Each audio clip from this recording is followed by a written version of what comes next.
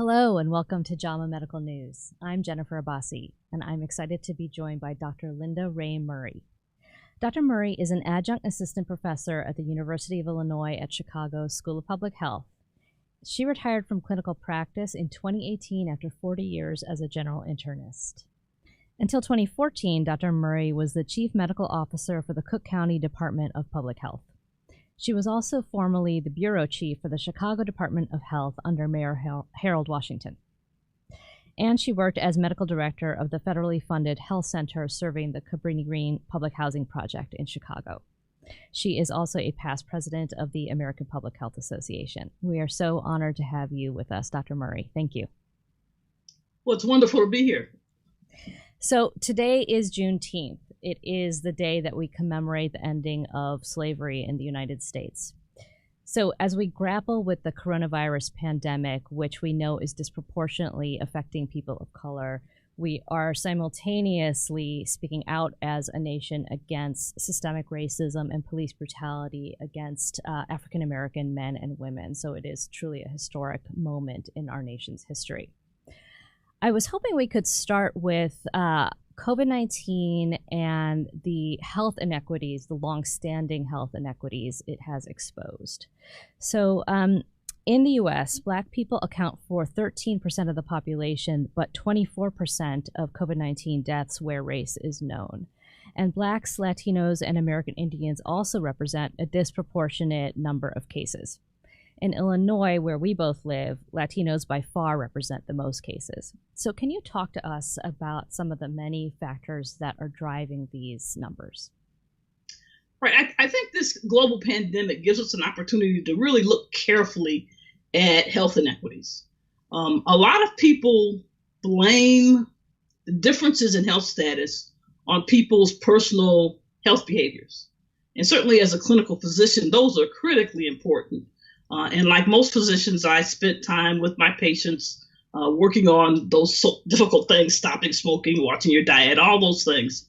But really, what we understand more and more is that the conditions in which people live, the structural factors, we call them, how the country votes, whether or not people have medical insurance, whether or not people are able to get sick days. These are all things that influence individual health and health of populations in profound ways, certainly more than just their individual personal habits. So with this particular pandemic, when the numbers first came out, and let me first congratulate those states, Illinois was one of them, that began to publish the data early by race and ethnicity. When those numbers first started to come out, some people reflexively said, well, that's what you expect with a population that's poor, with a population with challenges. But there's more to it than simply that. Yes, if you have a comorbidity, that's an issue. But in our area and in most of our urban areas, the essential workers, and let me be clear who that is. Yes, there are doctors and nurses and people that are working in healthcare, but there are also people that are stocking the grocery stores and delivering the Amazon packages and, running the subways and the bus lines. These essential workers in the main are underpaid, low-wage workers, often don't have sick time, and so they have a special pressure to go to work.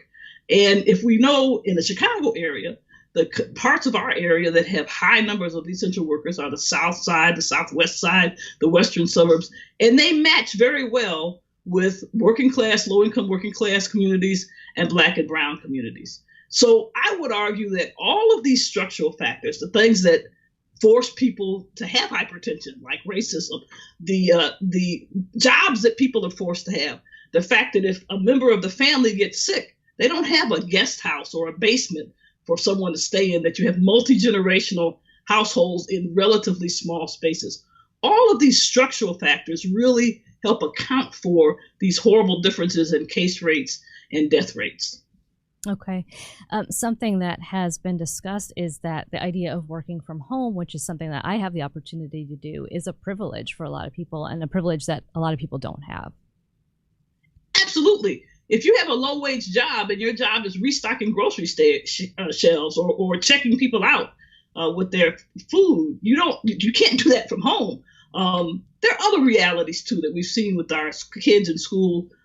Is the issue of digital divide is very real. You know, I'm a physician, a retired physician. I live in Hyde Park, the community of the University of Chicago, but my Wi-Fi is not as good as other places in the city. And further on in Black communities and brown communities, so even if you can afford Wi-Fi, it's not always there. This is going to be a big problem. So yes, working from home is a privilege. Most people cannot really do it. And also the tools that they have, even when they can or are forced to work at home, like our 4 kids in school, there's a real problem with doing it. What if you have 3 kids and you have, maybe if you're lucky, you might have 1 computer? So I think the notion that we've solved everything just by doing everything through Zoom is a mistake. That's not a reality, and people are going to be suffering because of that. What do you think about air pollution as a potential factor? I know that researchers are looking into possible associations between air pollution, which we know communities of color have higher exposures to, and COVID-19 susceptibility, severity. Do you think it could be a factor? I wouldn't be surprised if it's a factor. Again, I would argue that as clinicians, we're used to thinking about a number of different factors as etiological causes for diseases. We don't always know exactly what percent might come from air pollution or something else. And we don't often know the pathways, the physiological pathways through which these factors impact the human body. So do I think air pollution is unhealthy for people? Absolutely. As an occupational environmental specialist, I know that that's the truth. Do we have a clue about what impact that may have on COVID-19? No, probably not in a definitive way yet.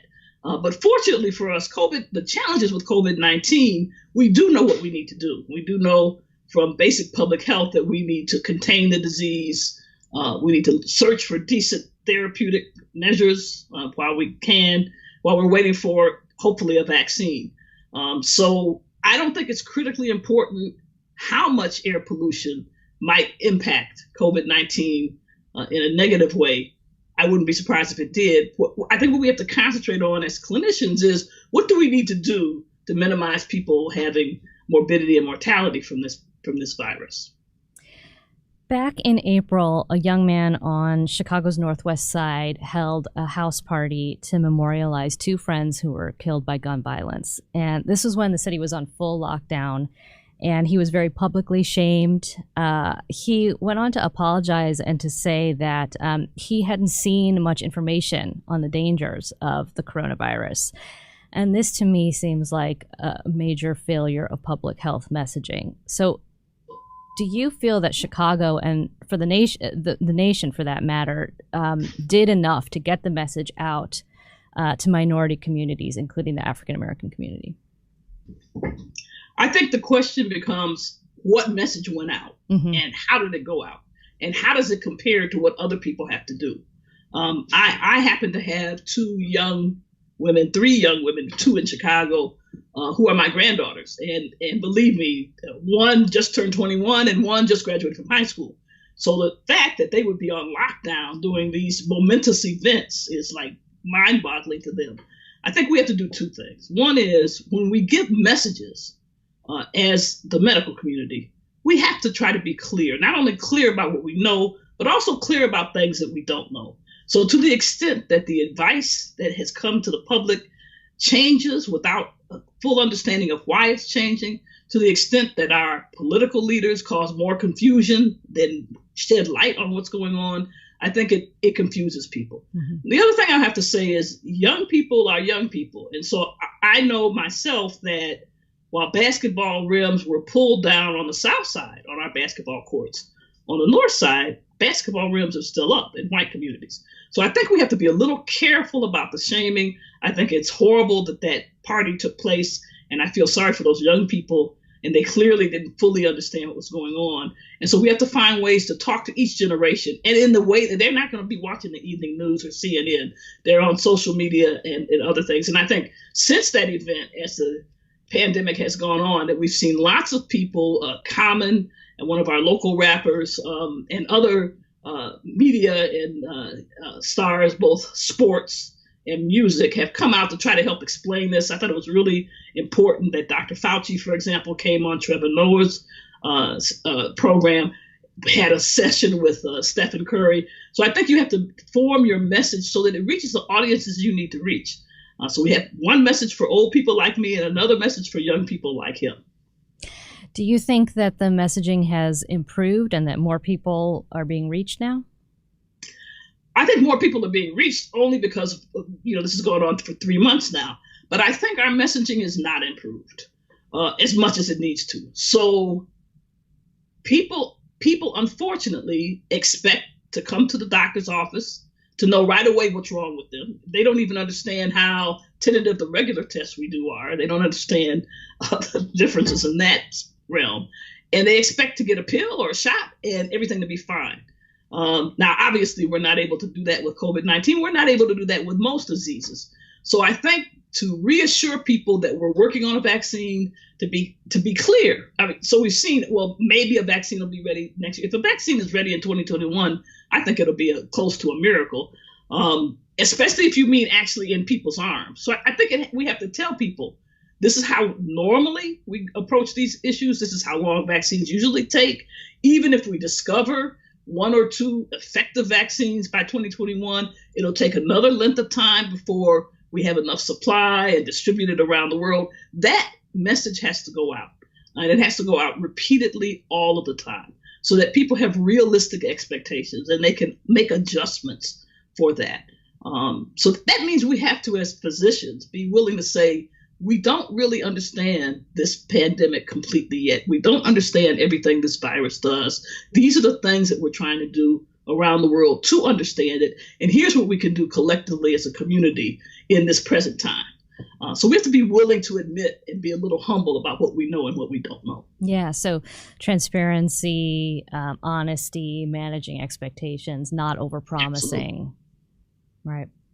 So Dr. Patrice Harris, the immediate past president of the American Medical Association, has said that she has been trying to dispel a misconception among the African American community that Black people can't get COVID-19. Do you have any idea where this myth arose, what it's all about, and how pervasive it's been and potentially how detrimental? It's interesting. These the street myths are always a source of amusement and joy for me as a physician.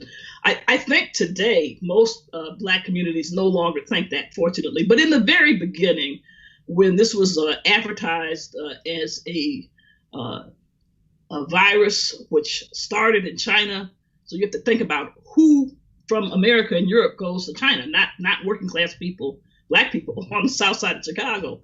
So in the very beginning, people who were working in China, people that were tourists in China, people that were engaged in world travel were the first few people in the United States that get the disease. And so then it gets in people's mind, well, I don't know anybody with the disease. So it must not be happening in the Black community.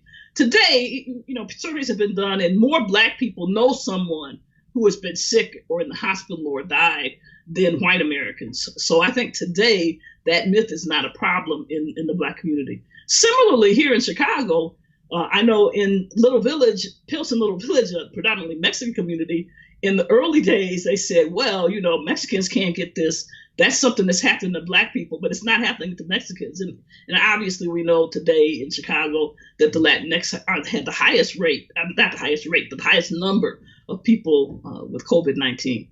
So communities without information, without accurate information, they invent explanations for what's going on. There are also conspiratorial theories about where, just like we saw with HIV, there are conspiracy theories about where things come from and what the motive is. And as physicians, we have to deal with that honestly and openly. I remember early in HIV, there were lots of problems in minority communities about why HIV existed, who invented it, etc. So this is something that always happens with pandemics, and we have an obligation as clinicians to give the information as accurately as we have it, and again, to entertain people's questions and not just dismiss them. What about distrust of the medical establishment in the Black community? Can you talk to us about whether you feel like that's had a bearing on the COVID-19 pandemic? That's always a problem. It is real, and it's hard to say that people are wrong for having a level of distrust. Both of my parents have been dead for a few years, but I remember, when they were still here, sitting at their table, trying to help them figure out what Medicare plan to sign up for, and trying to convince them to get certain preventive things, flu shots, etc. And they stopped at one point. I'm their eldest child. I'm the only child that's a physician. They stopped and looked at me and they said, "Linda, we don't trust doctors, and we haven't forgotten that you're one of them."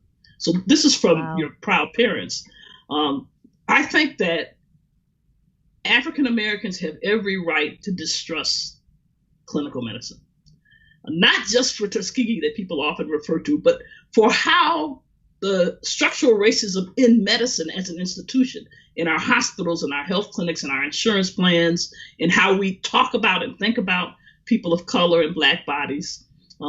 It's a constant source of irritation. It's a constant reminder that we are viewed lesser than, and then perhaps we're not quite human. So that reality, that historical reality, is here. It's reinforced every day. And so I understand completely the distrust that people have for physicians as a group.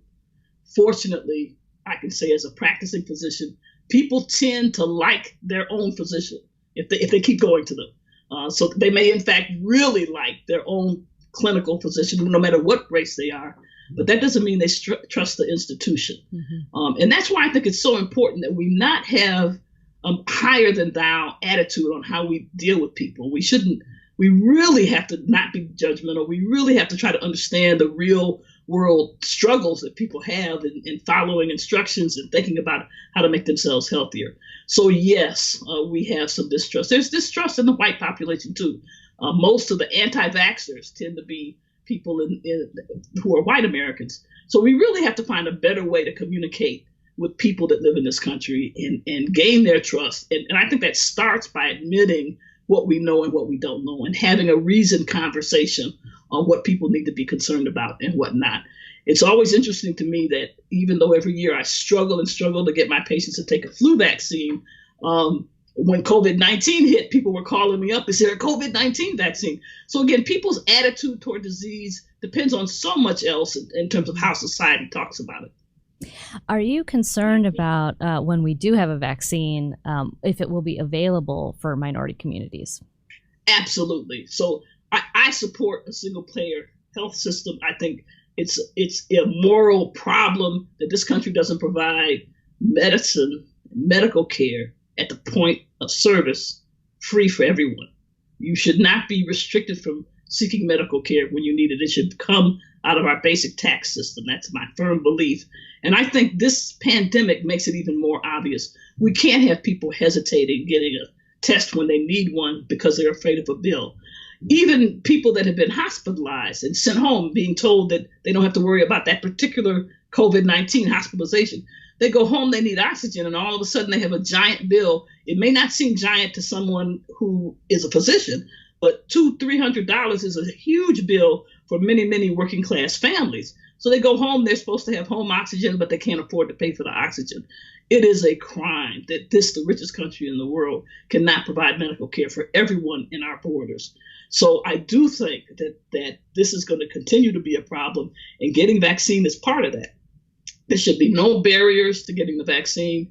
We have to make sure that the highest priority, the people that are most in danger of spreading the virus, get the vaccine first, healthcare workers first, responders. And we have to make sure there's a global approach, because we shouldn't think we can vaccinate the United States or even vaccinate North America and ignore the global South, because the virus will just be back here again. So this does require a global cooperative effort, not only in just trying to discover a good vaccine, but also implementing, putting it in people's arms. I read this great article in ProPublica about the first 100 people to die from COVID-19 in Chicago, and 70 of them were Black. What the article pointed out is that a lot of people in the Black community in Chicago waited for a couple different reasons to go to the hospital, and one of them being that they didn't have faith in some of the lower resource safety net hospitals in their neighborhoods. And so they waited, and by the time they got to the hospital, it was too late for them. What are your thoughts on that? I think people know intuitively that we are an under-resourced community. And they may not know clinically when somebody might need to be in ICU or when somebody might need a ventilator, but they intuitively know that all the resources one would like to have are not in our communities. Also, they understand what copays, et cetera, mean. And I think people also have other realities. If I go to the doctor and I can't work for a week, what does that mean? So I think especially early, before some of the unemployment stipends and stuff were put in place, this was a real problem. It will continue to be a problem. And so people have lots of real world reasons. Who's going to take care of my mother if I go in the hospital? Who's going to take care of my children if I go in the hospital? So we have to, as a society, if we're going to address this pandemic appropriately, we have to put those structural supports there to support people. You can't ask someone to isolate for 2 weeks because they're infected, and you don't provide them with a way to do that. You don't provide them with food, and you don't provide them with a way to protect their family members. And you can't ask people to be in quarantine without those social supports. So we are really teetering on the edge. I'm very concerned as we enter the fall with K through 12 schools about to open. We really have not thought through what we need to really support families and individuals in this time. This is not going to be a return to normal anytime soon, and we have to put those societal things in place in an organized way to allow all of us to survive. What do you think about the lack of demographic data that we've been experiencing? This is something that hurts me to my heart as a public health person. We have allowed over the past 25 years the public health infrastructure that existed in this country to crumble. In the past 20 years, we've lost 250,000 of public health workers in governmental public health.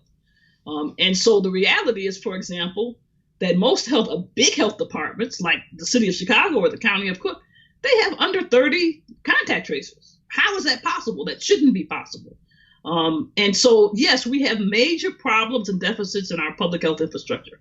Our laboratory system has been decimated. When I first did my residency, most state health departments and large health departments had their own labs. Most of those are gone now. We're fortunate in Illinois to still have state labs functioning. We've lost many of our public health nurses that really were entrenched in the community, that went door to door, talked to people, knew about the communities. There are many countries in the world where every child that's born gets a visit from a public health nurse, whether you're the daughter and son of a millionaire or whether you live in a poor community. We have not kept up with the computer and data management infrastructure that we really need today in public health.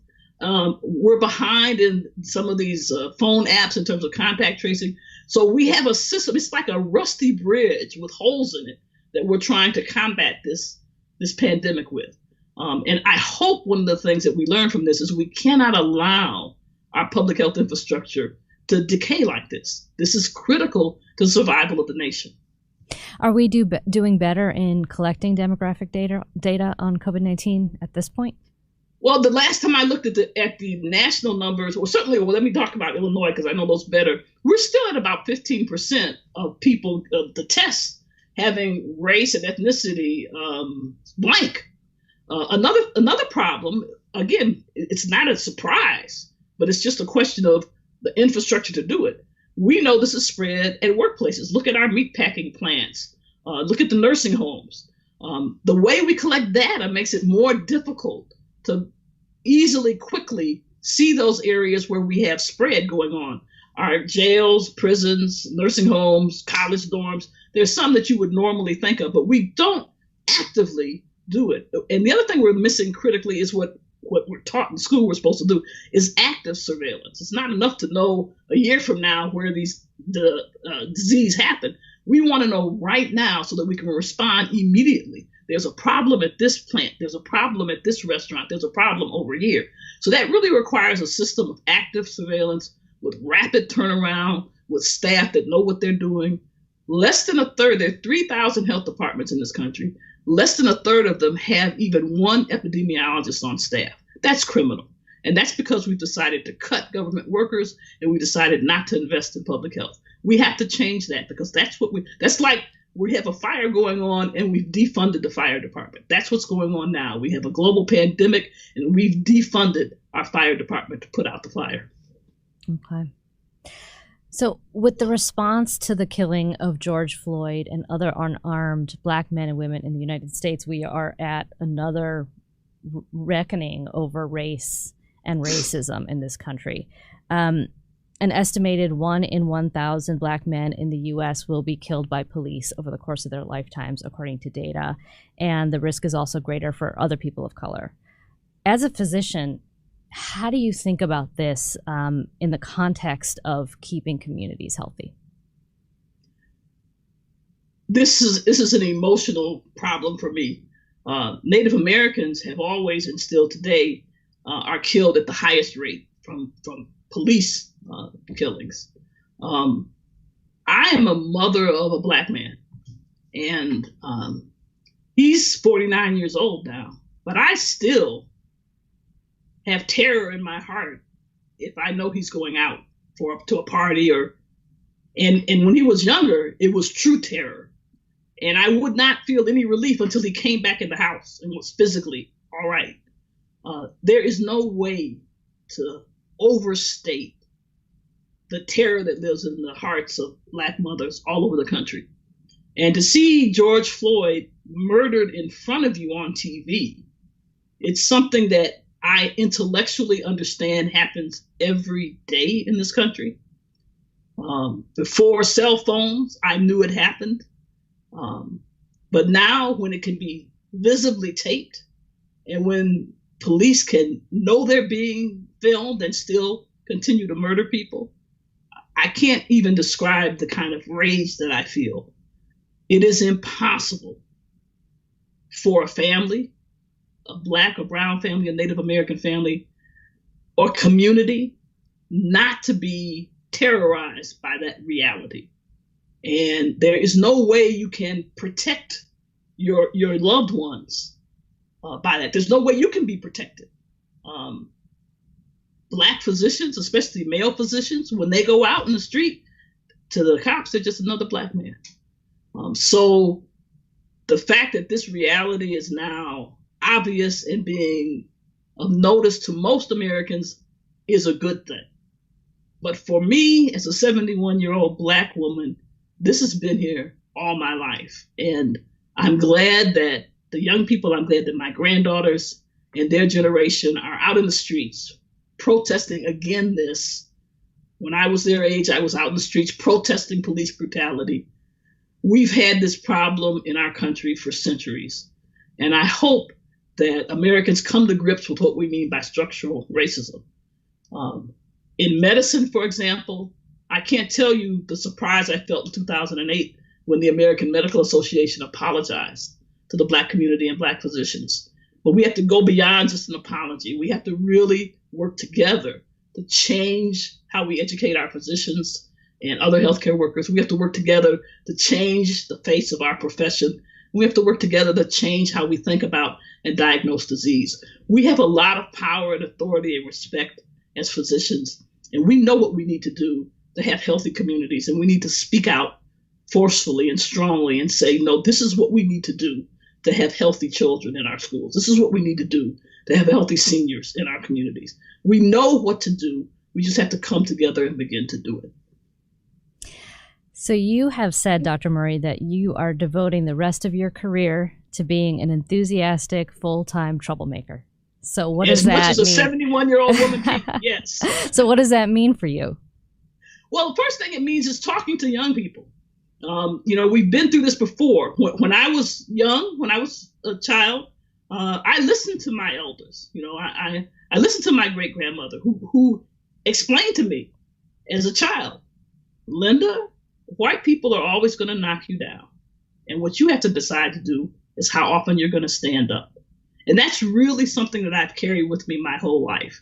So I've spent time with young people and talked to them about what I did when I was young, what my grandmother did, what my great-grandmother did, and answer their questions and help them figure out how to lead in this time period.